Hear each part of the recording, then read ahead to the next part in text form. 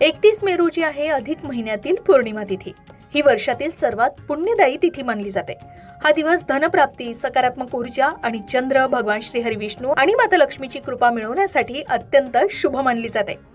धर्मशास्त्रानुसार पौर्णिमेच्या दिवशी चंद्र आपल्या 16 कलांनी पूर्ण असतो, त्यामुळे वातावरणात सकारात्मक ऊर्जा वाढते आणि मानसिक शांतता मिळते असं मानलं जातं।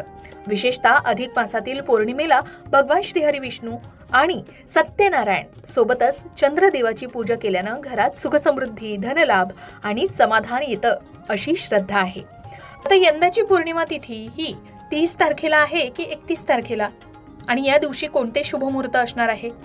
तर हिंदू पंचांगानुसार अधिक मासातील पौर्णिमा तिथी ही 30 मे 2026 रोजी शनिवारी सकाळी 11:57 सुरू होणार आहे आणि 31 मे रोजी रविवारी दुपारी 2:14 ही तिथी असणार आहे।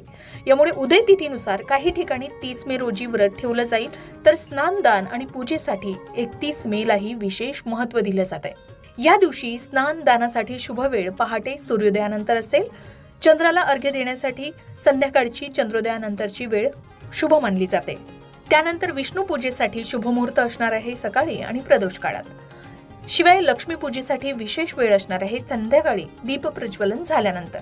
आता या पौर्णिमेच्या दिवशी काही अत्यंत शुभयोग सुद्धा जुळून येत असल्याचं पंचांगात मानलं जात आहे। जसे या दिवशी सिद्धियोग जुळून येतोय, जो कार्यसिद्धी आणि यशासाठी शुभ मानला जातोय। शुभ योग आहे जो मानसिक शांतता आणि घरातील सकारात्मक ऊर्जा वाढवणारा शुभ मानला जातो। त्याचबरोबर विष्णू कृपा योग आहे जो भगवान श्री हरी विष्णूंची विशेष कृपा मिळवण्यासाठी उत्तम मानला जातो। या दिवशी चंद्रबल प्रभाव आहे, मनातील नकारात्मकता कमी करून आत्मविश्वास वाढवणारा हा दिवस आहे आणि हा शुभ योग आहे। अधिक महिना हा भगवान श्री हरी विष्णू यांना समर्पित मानला जातो, त्यामुळे या महिन्यातील पौर्णिमा ही साध्या पौर्णिमेपेक्षा अधिक फलदायी मानली जाते। या दिवशी केलेले जप, दान, व्रत आणि पूजा हे अनेक पटींनी पुण्य देतात अशी ही श्रद्धा आहे। विशेषतः आर्थिक अडचणी कमी होण्यासाठी, वैवाहिक जीवनातील तणाव कमी होण्यासाठी, पितृदोष शांतीसाठी, मानसिक अस्थिरता कमी करण्यासाठी, घरातील नकारात्मक ऊर्जा दूर करण्यासाठी ही पौर्णिमा महत्त्वाची मानली जाते। मग या अधिक महिन्यातील पौर्णिमेच्या दिवशी नेमकं काय करावं या संबंधित तुम्हाला माहिती हवी असेल तर त्याचे वेगळे व्हिडिओ तुम्हाला आमच्या चॅनलवर पाहायला मिळेलच। तरी सुद्धा थोडक्यात जाणून घेऊया की अधिक मासातील पौर्णिमेला नेमकं काय करावं। तर या दिवशी गंगाजल टाकून स्नान करावं। स्नानानंतर ओम नमो भगवते वासुदेवाय या मंत्राचा जप करावा।